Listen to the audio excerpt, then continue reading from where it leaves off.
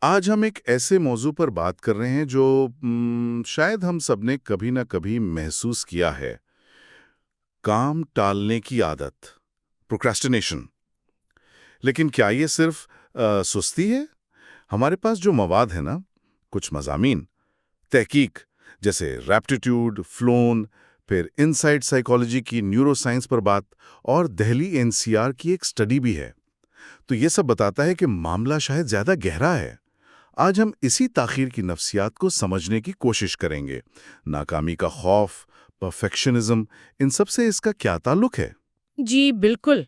اکثر لوگ اسے بس ٹائم مینجمنٹ کا مسئلہ سمجھتے ہیں، جبکہ اصل میں یہ ہمارے جذبات، ہماری سوچ اور دماغ کے کام کرنے کے طریقے سے کافی گہرائی میں جڑا ہوا ہے۔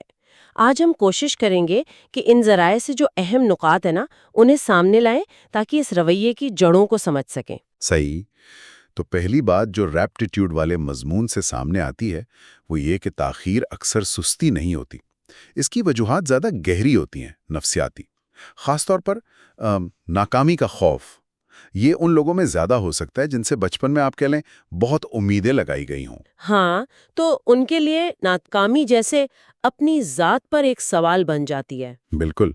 اور وہ دہلی والی تحقیق بھی تو یہی کہتی ہے نا، پرفیکشنزم اور تاخیر کا تعلق۔ جی، اور یہ خوف نفسیاتی طور پر یوں کام کرتا ہے کہ ممکنہ ناکامی یا تنقید کا جو تصور ہے نا، وہ اتنا تکلیف دہ لگتا ہے کہ انسان سوچتا ہے چلو اس کام سے بچ ہی جاؤ، گریز بہتر ہے۔ اور پرفیکشنزم یعنی ہر چیز بالکل پرفیکٹ کرنے کی شدید خواہش، وہ بھی اسی سے جڑی ہے۔ جیسے برینی براؤن کہتی ہیں، یہ اکثر الزام، فیصلے، شرمندگی سے بچنے کی ایک ڈھال ہوتی ہے۔ اچھا۔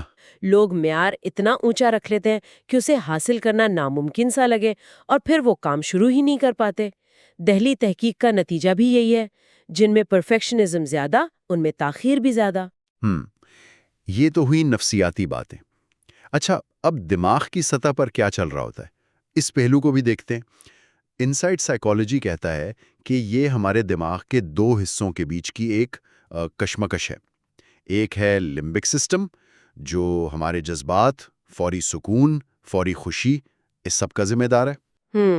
اور دوسرا ہے پری فرنٹل کورٹیکس، جو منطق، منصوبہ بندی، لمبے عرصے کے فائدے، ان چیزوں کو دیکھتا ہے۔ تو جب کوئی کام مشکل لگے یا ناگوار ہو تو لمبک سسٹم، خاص طور پر امیگڈیلا جو خطرے کو بھانپتا ہے، وہ ہمیں فوراً کہتا ہے کہ اس تکلیف سے بچو، کام ٹال دو۔ اچھا۔ جی، اور اس کشمکش میں اکثر فوری سکون والی خواہش جیت جاتی ہے، منطقی منصوبہ بندی پیچھے رہ جاتی ہے۔ اسے ٹیمپورل ڈسکاؤنٹنگ بھی کہتے ہیں۔ ٹیمپورل ڈسکاؤنٹنگ یہ کیا ہے؟ مطلب ہمارا دماغ مستقبل کے بڑے انعام کے بجائے ابھی ملنے والی چھوٹے انعام کو زیادہ اہمیت دیتا ہے۔ یوں سمجھیں کہ ہفتے بعد ملنے والا پورا کیک اتنا اچھا نہیں لگتا جتنا ابھی ملنے والی ٹافی۔ صحیح۔ اور کام ٹال کر جو وقتی سکون ملتا ہے نا، وہ ڈوپامین کی وجہ سے ہوتا ہے، جو اس رویے کو اور پکا کرتا ہے۔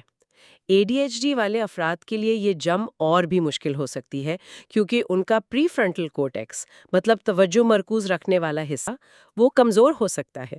اور عملی زندگی میں یہ کیسے دکھتا ہے؟ مطلب ہم سب نے کیا ہی ہوگا، یہ ہے نا، جی اچانک سے ای میل چیک کرنا یا کافی بنانا بہت ضروری لگنے لگتا ہے۔ بالکل۔ فلون والے مضمون میں تھا کہ یہ خود کو نقصان پہنچانے جیسا ہے، سیلف سیبوٹاج، چیزوں سے بچنا، پرفیکشنزم کو ڈھال بنانا، اپنی صلاحیتوں پر اعتماد کم ہونا۔ ہاں، اور یہ ایک چکر بن جاتا ہے، کام ٹالا، تھوڑا سکون ملا، پھر ڈیڈ لائن قریب آئی تو شدید ٹینشن۔ صحیح۔ ریپٹیٹیوڈ میں بھی ذکر تھا کہ اس چکر میں کتنے موقع ہاتھ سے نکل جاتے ہیں۔ اور اس کے لمبے عرصے کے اثرات بھی ہو سکتے ہیں۔ بار بار ایسا کرنے سے دماغ میں گریز والے راستے مضبوط ہو جاتے ہیں۔ کچھ تحقیق تو یہ بھی کہتی ہے کہ شاید پری فرنٹل کارٹیکس میں گرے میٹر کم ہو سکتا ہے اور کورٹیسول جیسے تناؤ والے ہارمونز بڑھ سکتے ہیں۔ وہ دہلی والی تحقیق میں ایک اور دلچسپ بات تھی، صنف کے لحاظ سے فرق۔ اچھا، کیا فرق تھا؟ مرد اور دیگر کیٹیگریز والے طلباء میں تاخیر زیادہ تھی، جبکہ خواتین اور دیگر میں پرفیکشنزم زیادہ پایا گیا۔ دلچسپ۔ تو اب آتے ہیں حل کی طرف، اسے نمٹا کیسے جائے؟ ان ذرائع میں کئی طریقے بتائے گئے ہیں، جیسے کاموں کو چھوٹے آسان حصوں میں توڑنا، جی، جسے ٹائم چنکنگ کہتے ہیں، منصوبہ بندی کرنا۔ فلو میں ایک ناکامی کا منصوبہ بنانے کا بھی مشورہ تھا۔ یہ دلچسپ لگا، مطلب پہلے سے سوچ لو کہ اگر ناکام ہوئے تو کیا کرو گے، شاید اس سے خوف کم ہو جائے۔ ہاں، یہ خوف کو کم کرنے کا ایک طریقہ ہو سکتا ہے، اور اپنی پچھلی کامیابیوں کو یاد کرنا بھی اعتماد دیتا ہے۔ اور وہ گروتھ مائنڈ سیٹ والی بات بھی اہم ہے۔ جی، کیرل ڈویک کی، یعنی یہ ماننا کہ قابلیت محنت سے بہتر ہو سکتی ہے بجائے یہ سوچنے کے کہ بس جتنی ہے اتنی ہی رہے گی۔ بالکل، جیسے مائیکل جارڈن یا اوپرا کی مثالیں، جنہوں نے ناکامیوں کے باوجود ہمت نہیں ہاری۔ دیکھیں، بنیادی نقطہ یہ ہے کہ صرف رویے پر نہیں بلکہ ان جذبات پر توجہ دینی ہے جو اس کی وجہ بن رہے ہیں۔ انسائٹ سائیکالوجی کہتا ہے کہ خود پر رحم کرنا، سیلف کمپیشن، بہت ضروری ہے۔ یعنی خود کو کوسنے کے بجائے ہمدردی سے پیش آنا۔ بالکل، اور کوگنیٹو ری فریمنگ بھی، مطلب کام کو دیکھنے کا اپنا نظریہ بدلنا۔ اگر مسئلہ زیادہ گہرا ہے، جیسے ناکامی کا شدید خوف، جسے ایٹیچیفوبیا کہتے ہیں، تو پھر شاید کوگنیٹو بیہیورل تھراپی یا کسی ماہر کی مدد لینی چاہیے۔ صحیح۔ وہ IJFMR تحقیق بھی آخر میں یہی کہتی ہے کہ ٹائم مینجمنٹ، واضح اہداف اور ذہنی لچک پیدا کرنا اہم ہے۔ تو خلاصہ کریں تو بات یہ ہے کہ تاخیر صرف سستی نہیں ہے، یہ ایک کافی پیچیدہ مسئلہ ہے جس میں ہمارا خوف، پرفیکشنزم کی خواہش، یہاں تک کہ ہمارے دماغ کی ساخت، یہ سب شامل ہیں۔ اور یہ سمجھنا ضروری ہے کہ یہ بہت عام ہے، ہم میں سے اکثر اس سے گزرتے ہیں۔ تو اس سب کا کیا مطلب ہوا؟ یہی کہ اگر ہم یہ سمجھ جائیں نا کہ ہم کام کیوں ٹال رہے ہیں، تو شاید اسے بدلنے کی طرف پہلا قدم اٹھا لیں۔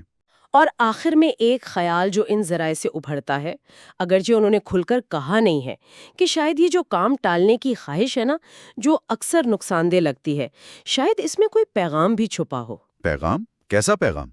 ہو سکتا ہے خود اس کام کے بارے میں کوئی پیغام ہو، یا ہماری توانائی کی سطح کے بارے میں، یا شاید یہ کہ وہ کام ہماری اندرونی اقدار سے میل نہیں کھاتا۔ تو صرف رویے کو ٹھیک کرنے کے بجائے شاید یہ سوچنا بھی مفید ہو کہ یہ اندرونی مزاحمت ہمیں کیا بتانا چاہ رہی ہے۔